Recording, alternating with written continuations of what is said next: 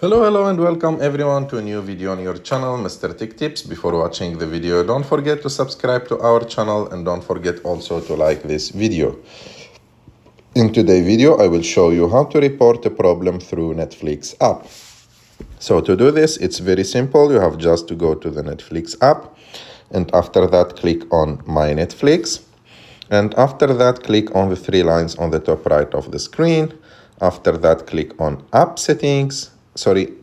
Click on Help. And after that, as you can see here, there is multiple options to report problems. The fastest option, if you have lost your password, you have to click on Recover Password. And if you have another problem, you have two choices: to call or to have a chat. So to have a chat, which is the easiest option, click on Chat. And here you will have multiple options. You can update password, update payment method, request TV show or movies, or if you have another problem, you have to click on Tell us what about your issue.